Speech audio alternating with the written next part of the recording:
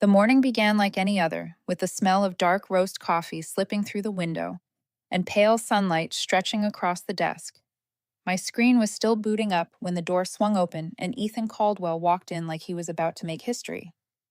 No knock, no greeting, just 5 clipped words dropped into the air, effective immediately, down to HR. The folder hit my desk with a dull thud, rattling my coffee cup. Ethan turned on his heel and left, his swagger ridiculous, like a kid who just gave himself a medal for finishing homework on time. I didn't bother asking why. Everything had already been arranged. The press conference for the Vector Defense merger was coming up, and cleaning out the old legacy must have been on Ethan's to-do list. 17 years of work ended with 5 words. No thank you, just a printed sheet stamped with bold type. Technical Leadership Restructure. It sounded less like a strategy and more like a bad slogan for a budget cut campaign. Downstairs, HR greeted me with forced smiles, eyes avoiding mine, and hands offering paperwork. No one said, "I'm sorry," or "good luck." They'd probably been told, "She won't cause trouble." And they were right. There was no need for trouble when the system they thought they controlled had already been programmed to respond on its own. The hallway leading to the exit was lined with banners. Helios Dynamics X, Vector Defense, protecting the future with artificial intelligence. The irony stung. The font they used was one I'd chosen for the Prometheus Shield technical report. Seeing it now felt less like a promise of the future and more like an obituary for the technology itself. Outside, the September air was cold enough to keep me clear-headed.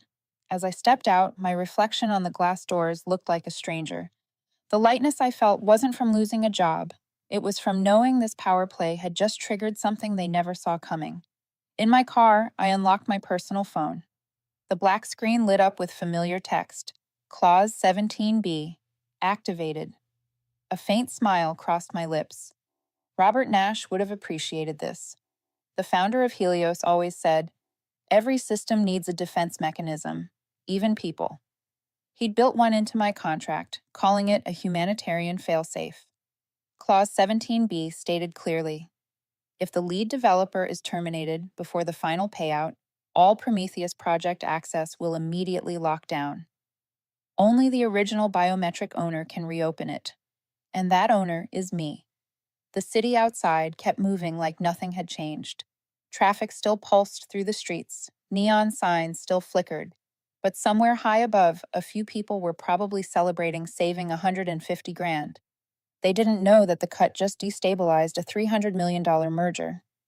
Back home, I poured another cup of coffee and sat before my personal system. The hard drive hummed to life, blue light reflecting. Off the desk. Inside the failsafe directory, 9 files sat in silence, each one tied to Helios' main operational core. One wrong move, and the entire framework would lock itself permanently. The clock ticked steadily on the wall. Thursday, exactly noon. The time when my performance bonus should have landed. Now it marks something else entirely. The start of a 72-hour countdown. No alarms, no alerts, just silence, steady and calm, like the breathing of a giant beast awakening. Ethan thought he'd cut out a tumor. In truth, he'd just pulled the safety pin. The clock kept ticking, each second a quiet reminder that this time, I didn't need to shout or act out of rage. I just had to let time do its work. And you, the one listening, are part of that process too. If you've ever been dismissed, underestimated, or quietly erased by those who thought they owned the game, maybe you'll understand why silence was never my option. I want to hear from you. Where are you listening from? Drop a comment below, and if you love calm, calculated revenge stories that can shake an empire, hit subscribe. Because this story has only just begun. A few years back, when Helios Dynamics was still a small startup, Robert Nash walked into our lab with that faraway look in his eyes. He stood in the middle of screens and tangled cables like a conductor listening to a symphony that hadn't yet been written. The light glinted off his glasses, splitting his face in half, one side bright, the other shadowed, like a man carrying the weight of the future on his shoulders. He never saw technology as something to sell. To him, it was a responsibility to bear. When I agreed to lead the Prometheus SHIELD team, Robert told me, "The greatest technology isn't what we build, it's what we protect." Those words blended into the hum of cooling fans and the flicker of LEDs, becoming the quiet rhythm behind every decision I made after that. One late night, between the smell of hot metal and cold coffee, he told me about Clause 17B. His voice was low and rough from cigarettes, but every word landed like iron. There will be people who try to control Prometheus without understanding it. I've seen that before in the military, when power sits in the hands of those who don't understand consequences. He had worked for the Department of Defense, where a single line of code could mean the difference between safety and catastrophe. Prometheus isn't just a product, he said. It's a national security framework. If it ever falls into the wrong hands, it won't just destroy a company, it'll shake the defense system itself. So he added Clause 17B to the contract, something only a handful of people ever knew about. If the lead developer is removed from payroll before bonuses are dispersed, all project access will be locked. Only the original biometric signature can reopen it. I remember looking at him for a long moment. "You don't trust the board, do you?" Robert smiled, a small, weary curve. "I don't trust power. I trust mechanisms." After his death, a car crash that sent the whole company reeling, the clause was forgotten. Those who came after him only cared about revenue, not principles. But I remembered. Every time I touched the Prometheus core, I could feel Robert's hand in the code. Precise, steady, uncompromising. As Helios grew, Vector Defense arrived with golden promises and a merger proposal worth hundreds of millions. Ethan's father, the real power behind the board, began pushing for optimization. Streamlining personnel, they called it, which meant cutting anything that didn't look profitable on a spreadsheet. Then came Ethan, the so-called modernizer of Helios. He looked at me with that mix of respect and unease, the kind of fear men have for things they can't control. In meetings, he talked about efficiency, restructuring, and shareholder value. All I saw was organized blindness. A month before I was fired, Ethan cornered me in the lab. "If necessary," he asked, "we can transfer Prometheus access to me, right?" I looked up from the keyboard. "Do you even know what Clause 17B is?" He frowned, lowering his voice. "Those old clauses don't matter anymore." "Then you'd better hope they stay theoretical." He gave a stiff laugh and turned away, shoulders tense. It wasn't the laugh of someone amused. It was the nervous sound of a man who didn't realize his hand was already on the detonator. Looking back now, I think that was when everything truly began. Not the day I got fired, but the day an arrogant man believed he could own someone else's legacy with a signature. From the old lab window, I still remember the city lights reflected on the ceiling like data streams across a circuit board, quiet on the surface, but alive underneath, waiting for a signal. And Robert Nash had been right all along. One day, the system would protect itself, even when people forgot how. Night settled over the city, pulling a shimmer of blinking lights from every tech tower. In the top floors of Helios, server screens began fading into red, one by one, until the room looked like a control deck sinking underwater. The Prometheus system, steady for years, had gone silent, like a giant creature curling back into the dark. I sat at my desk, watching the message appear on my private console. Secure mode engaged. Clause 17B. Active. No sound. No sirens. Just words, cold as metal. Across town, they were probably panicking. Ethan was no doubt standing in the control room, trying to hold his composure while engineers around him hammered at their keyboards, desperate to break back in. I could picture it perfectly, the LED lights flashing, keystrokes clattering, Ethan's face flushing red every time another command failed. He could pretend to understand the system, but he'd never outsmart something built by people who believed in discipline and loyalty, two things he'd never learned. My phone buzzed. A message from Chris, one of my old engineers. "They're blaming me. I didn't touch anything." I typed back quickly. "Stay quiet. Don't interfere. The system's defending itself." Chris was one of the few who understood Prometheus almost as deeply as I did. He once asked why I never used open source backups. I'd told him, because what no one can touch stays truly safe. Now he understood. Another alert appeared on my screen. Node 34 disconnected. Authorization suspended. Helios had just lost part of its national defense core. Every Prometheus node was like a vein in the system's body, and one by one they were shutting down. The beauty of it was, no one but me could bring them back. Meanwhile, on the 13th floor, Ethan was shouting over the chaos. Use high-level admin override. We need to regain control now. Chris stood near the corner, shaking his head. He knew that would only make things worse. A young engineer tried anyway. He typed the override command. The screen instantly went black. Then white letters appeared in an old system font. Unauthorized attempt detected. The next action will trigger a permanent shutdown. The room went dead silent. The hum of the air conditioner was the only sound left. Ethan swallowed hard. Sweat traced a slow line down his temple, glinting under the fluorescent lights. Who the hell wrote this code? He demanded, voice breaking. Chris answered softly. Robert Nash and Elena. My name hung in the air like a blade. Around 10 that night, I accessed the shadow layer, the hidden monitoring code designed to observe system behavior without detection. The readings flickered wildly, like the heart rate of a patient on life support. I knew Helios would try a reboot by morning, maybe even bring in an outside hacker, but they didn't understand what Prometheus had become. It learned user patterns. Any foreign attempt would be flagged as a permanent threat. And once that happened, not even I could bring it back. My phone rang again, a video call. Chris. His face filled the screen, the glare from his monitor reflecting in his eyes. They're talking about calling Vector. They're going to report that you sabotaged the system. I know, I said calmly. What are you going to do? Nothing. Let them talk. Everything's already recorded. Chris hesitated. Elena, is that clause even legal? A faint smile. Nash never wrote anything a court couldn't prove. After the call ended, I leaned back in my chair. The desk lamp caught the edge of a photo frame. Robert Nash, standing with me and the Prometheus team at our first system launch. His hand rested on my shoulder, his expression calm but unyielding. Back then, I didn't understand that look. Now I did.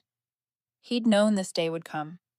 Outside, wind rustled through the trees along the boulevard, steady and rhythmic, like the ticking of a countdown. I looked back at the monitor. The words glowed sharp and unblinking. 56 hours remaining. In less than 3 days, the $300 million merger would have to prove that they still owned Prometheus. But when that clock hit zero, the proof would vanish. Legally, cleanly, irreversibly. Ethan thought he'd saved money by cutting a bonus. He didn't realize he'd just signed away Helios's future. The next morning, Helios officially went into crisis mode. Internal reports leaked, departments whispered, and the media began to sniff out the story. Headlines appeared on finance pages. Helios Dynamics faces system failure during merger with Vector Defense. Technical glitch or internal conflict. I sat in my small kitchen, sipping coffee, watching the news replay footage of Ethan stepping out of the Helios building, eyes dodging cameras, lips moving in a blur no one could decipher. A subtitle read, Sources suggest the issue may be linked to the recent termination of the Prometheus project lead. I almost laughed. They couldn't say my name publicly. It would mean admitting the person they fired was the one holding the system together. My phone lit up. Unknown number. I let it ring 3 times before answering. Elena? The voice was low, steady, and professional. This is Randall Pierce, legal counsel for Vector Defense. I stayed silent, letting him take the lead. We've been notified of a critical issue at Helios, he said. It appears system access for Prometheus has been suspended. Appears? I said, smiling faintly. That's a polite way of saying it's completely locked. Randall didn't laugh. You understand what this means for the merger? I do. And I also understand Clause 14 of the merger agreement, the key personnel provision. A sharp exhale came through the line. He knew I was right. If one of the three senior developers leaves before the merger closes, I continued, Vector reserves the right to reevaluate, delay, or withdraw entirely. And you're one of those three, Randall said quietly. That's correct. And as of now, I'm no longer with Helios. Silence. Then his tone shifted, cautious. In that case, the deal is facing serious legal exposure. I'd say so. I took another sip of coffee, calm as ever. You know, I once told them Prometheus isn't just a system, it's a pact of trust, and they broke it. The call ended. I opened my laptop and accessed the encrypted server logs. The countdown displayed clearly 47 hours and 19 minutes remaining. Below it, rows of failed login attempts from Helios. They were trying to spoof my credentials, but the system was too intelligent. Each attempt only tightened another layer of encryption. They'd built their own trap. Later that afternoon, Chris called. They just held an emergency meeting. Ethan says he's bringing in a crisis response team. I heard they're hiring outside hackers. Let's see how far they get, I said. Aren't you worried they'll blame you? They already have. The rest is about who has the stronger evidence. Chris exhaled through the receiver. Ethan's falling apart. He's lost control. Vector's pressuring him. The board's demanding answers. Stay quiet, Chris. Don't get dragged in. Just document everything. Meetings, messages, all of it. See, he hesitated. Where do you think this ends? Exactly where it's supposed to, I said. When night came, I looked out at the city lights. Somewhere in one of those glass towers, Ethan was running between boardrooms, trying to save what he never understood. And strangely, I didn't feel triumphant. Just an odd, still calm, as if everything was unfolding exactly the way Robert Nash had predicted. A new notification popped up in the corner of my screen. Vector Defense, Legal Inquiry, Ownership Verification Request. I opened it. The message was brief. Please provide documentation verifying legal ownership of Prometheus. It wasn't sent by mistake. They'd sent it directly to me. I leaned back, took a slow breath. This moment wasn't just the consequence of Ethan's arrogance. It was the proof that in the end, everything circles back to the one who truly understands the system, the one who built it. Under the warm light of my small apartment, I opened the secure archive.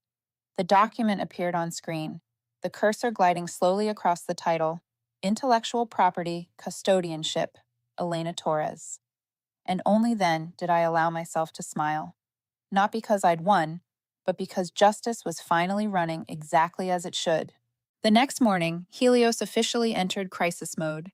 Internal reports leaked, departments buzzed with whispers, and the media started to catch the scent of something wrong. A headline flashed across the financial pages. Helios Dynamics faces major disruption during merger with Vector Defense. Technical failure or internal conflict? I sat in my small kitchen, sipping coffee, watching the news play on the screen. The broadcast replayed footage of Ethan stepping out of Helios headquarters, eyes dodging the cameras, lips moving in a blur of words no one could make out. A caption ran across the bottom. Sources suggest the issue may be linked to the termination of the Prometheus project lead. I almost laughed. They couldn't say my name. Doing so would be the same as admitting their mistake. The phone lit up, an internal number. Thank you for coming, Ethan said hoarsely as I stepped into the conference room on the 20th floor. No greeting, no pleasantries, just silence. The lights reflected off a long wooden table, polished so smooth it mirrored the tension hanging in the air. He sat at the head of the table, jacket slightly wrinkled, tie loosened.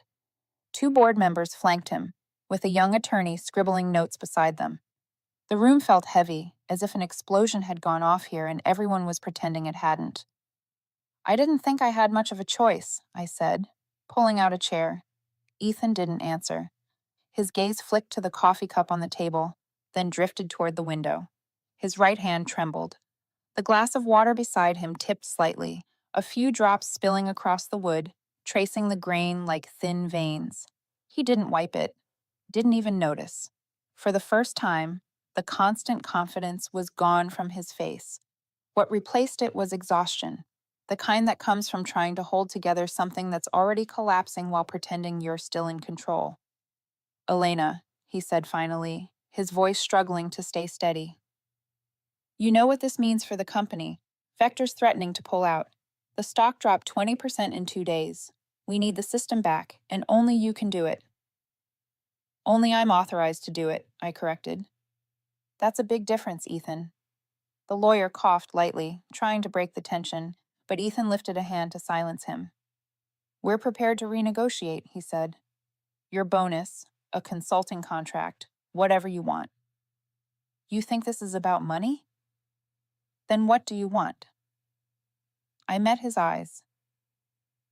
I want Helios to stop treating the people who built its technology like they're disposable.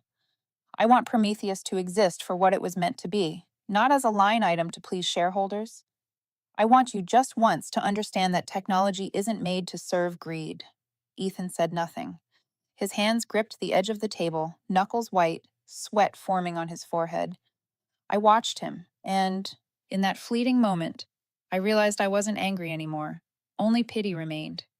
What he'd tried to control was never Prometheus. It was his own fear of fading beneath someone else's shadow. One of the board members leaned forward, voice sharp. Are you threatening to extort the company, Ms. Torres? I raised an eyebrow, calm. If protecting intellectual property from people willing to sell it to Vector counts as extortion, maybe you've never actually read the contracts you sign. Ethan slammed his palm on the table, the sound cracking through the air. We don't have time for this power play, Elena. In less than 48 hours, this deal collapses. Exactly, I said quietly. And you're the one who started the countdown. He pushed back his chair and walked to the window. The city below glowed in the glass, his reflection fractured by the light, like a man trying to find himself in a world that no longer believed him. His voice broke, low and strained. You don't understand. I have to prove to them I'm capable, that I can save Helios. I do understand, I said softly. But you forgot the most important truth. No one can save something they don't respect. The silence that followed was suffocating. Finally, Ethan turned, his tone lower now. If I agree to your terms, can you restore the system? I can, I said, but I'll only do it once I'm certain Prometheus won't be abused again. You don't have to trust me, Ethan. Just trust what Robert Nash believed in, that mechanisms are fairer than people. I stood and reached for my coat. I'll wait for the board's response, before noon tomorrow. After that, the system locks permanently. As I left, the door shut behind me with a sharp, final click. In the long hallway, I paused, listening to the wind whistling through the glass seams, a low, restless sound carrying the pulse of a city that moved too fast to care. Somewhere behind me, Ethan was probably still standing there, realizing he hadn't just lost control of his system. He'd lost the last chance to earn respect. In the elevator, my phone buzzed. A new message from Randall Pierce, Vector's lawyer. We'd like a private meeting. Without Helios.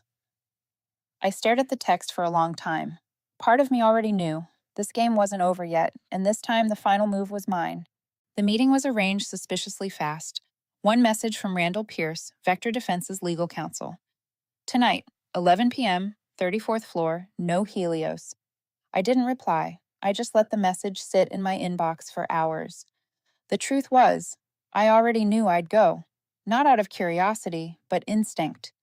When a $300 million company falls into chaos, the first person who asks to speak privately rarely just wants to talk. The Vector building stood in downtown Washington, its glass panels catching the city lights like polished steel. I arrived a few minutes early. The security guard handed me a visitor's badge without asking for ID. He'd been told to expect me. The conference room on the 34th floor was smaller than I imagined. Soft lighting, one long table, 2 glasses of water already poured. Randall Pierce was waiting. His gray suit was crisp, but the loosened tie and faint shadows under his eyes made him look like a man who hadn't slept properly in days. Elena, he said, rising to shake my hand. Thank you for coming. I know this is unconventional. Unconventional is the only thing that's made sense this week, I said, taking a seat. Randall opened his briefcase and slid out a thick folder. You know why I wanted to meet. Vector's in a difficult position. Helios claims you're withholding the Prometheus source code. They've even provided internal emails accusing you of a security breach. How adorable, I said. 3 days ago, they called it a personnel restructure. Now it's a breach. He didn't laugh. Instead, he flipped through the folder, revealing pages of the merger contract. Clause 17B. I read it. I have to say, whoever wrote that, Robert Nash, knew exactly how to leave a legacy. I nodded slightly. He didn't believe in promises. He believed in mechanisms. Randall leaned back in his chair. I'll be direct. Vector doesn't want to terminate the merger, but they can't proceed unless Helios proves legal ownership. If you really are the only person who can unlock Prometheus, Vector wants to negotiate directly, with you, not the company. Directly? I asked. Directly and independently, an exclusive cooperation agreement. You keep all your rights. Vector gets to continue developing Prometheus. I studied him for a long moment. You mean they're ready to drop Helios? Randall didn't answer right away. The light caught his glasses, hiding his eyes. When he finally spoke, his voice was calm, measured. They just want the person who truly controls the technology, and clearly, Helios no longer has that person.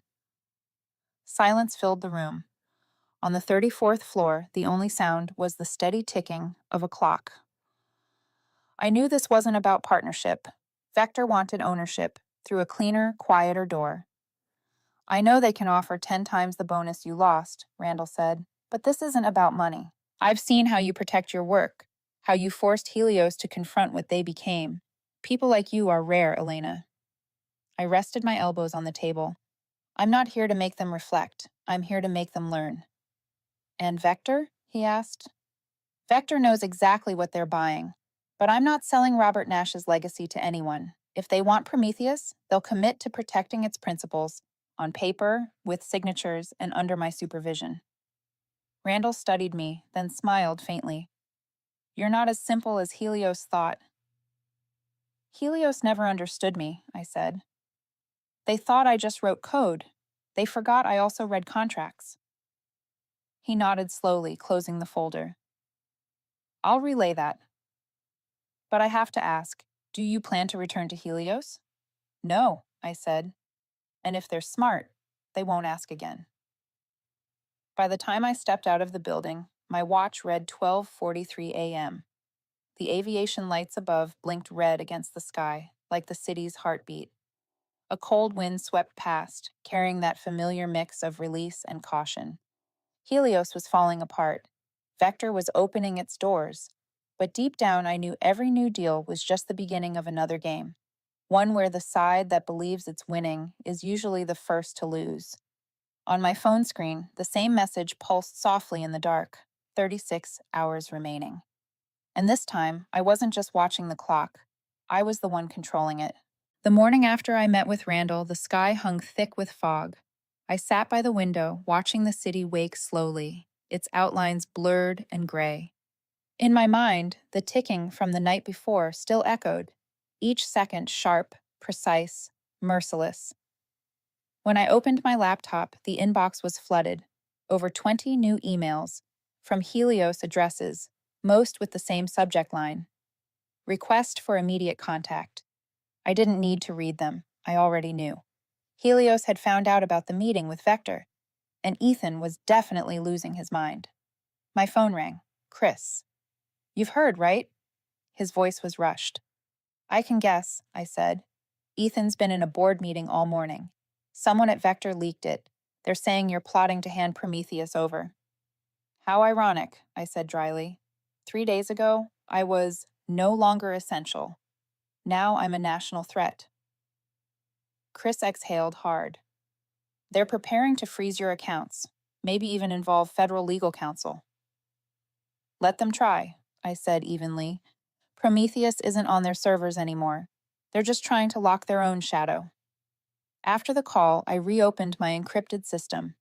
Everything was stable. The Prometheus files were still in deep sleep mode, uncopyable, unreachable. The words ownership pending glowed across the interface, a quiet challenge to anyone foolish enough to interfere. By noon, the headlines exploded.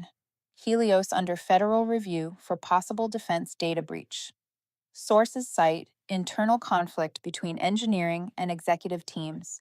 Beneath it was a photo of Ethan, eyes sunken, pretending composure before a wall of microphones. I stared at him on the screen and felt nothing. No triumph, just an empty kind of silence. Around 2 p.m., Randall texted, "They know about the meeting. Vector may pause the merger, but they still want a private arrangement with you. Be careful, Helios has hired an external security firm to trace the leak." He didn't need to warn me, but the way he phrased it told me he was starting to worry for himself, too. That night, another call came in, an unknown number, a low male voice, deliberate, measured. "Elena Torres? This is she. I'm calling from Helios Internal Investigations. We have a few questions about your unauthorized contact with Vector." "Unauthorized?" I repeated. "I'm not under Helios's authority anymore." "Legally, you're still bound by post-contract confidentiality." "Is that so?" I said lightly, then hung up. I wasn't afraid. It was a tactic I'd seen 100 times from the inside. When an organization loses control, the first thing it does is try to make someone else afraid. Around 9 that evening, a message came from Chris. "They found the secondary server. Ethan's trying to access the root code again." I read the text and didn't reply. A minute later, my system lit up with a warning. "Unauthorized access detected." Exactly as expected. The alert flashed on my screen. "Intrusion detected. Node 3 lockdown initiated." In under 3 minutes, the entire Prometheus network sealed itself into final defense mode. Every Helios connection severed. In the data center, the servers would have gone dark one by one, red lights flooding the room like fire alarms. Somewhere inside that chaos, Ethan was probably shouting orders, desperate. What he didn't realize was that the harder he tried, the stronger Prometheus became. Nash built it to survive every kind of attack, and tonight it was doing just that. Near midnight, an automatic email arrived from a Helios internal address. No sender, no subject, just a single line. "You can't protect what you don't understand." I stared at the words for a few seconds. It was impossible to tell whether they came from the system itself or a desperate human trying to shake my resolve. Either way, I didn't respond. Outside, rain began to fall, heavy drops striking the metal balcony, tapping in a steady rhythm. I sat still, eyes fixed on the countdown clock. 24 hours remaining. One final day. After that, ownership would automatically transfer to the original biometric holder, me. Somewhere out there, Ethan was still clawing for redemption. Vector was likely debating whether to cut Helios loose and start over, with me. How ironic. 3 days ago, they'd labeled me expendable. Now both sides were gambling their future on a clause they'd never bothered to read. Robert Nash once said, "Technology never betrays anyone. Only people betray technology." I understood that better than ever. Tonight, Helios was betraying itself. And Prometheus was doing exactly what it was built to do, protect itself from those who never deserved it. That morning, the sky hung heavy and gray, like it might snow in the middle of autumn. I brewed coffee, not because I needed caffeine, but because the ritual steadied me before the world began to shake. 24 hours left.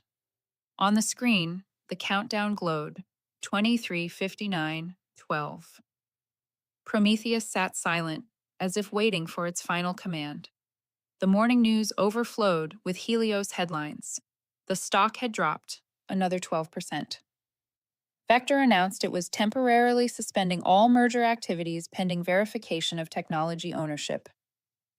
On TV, Ethan appeared at an emergency press conference, his face stiff, voice trembling beneath a mask of certainty. "Helios maintains full control of Prometheus," he said. "There are no security risks." A blatant lie, and in less than an hour, everyone would know it. My phone buzzed. A message from Chris. "They're trying a manual reboot, forcing all servers into physical access mode. Looks like Ethan's desperate." I closed my eyes. Manual mode, the last resort. It bypassed every security layer, giving direct access to the core. But once engaged, Prometheus would activate its self-destruct protocol. There would be no coming back. I typed a few commands, opening the remote dashboard.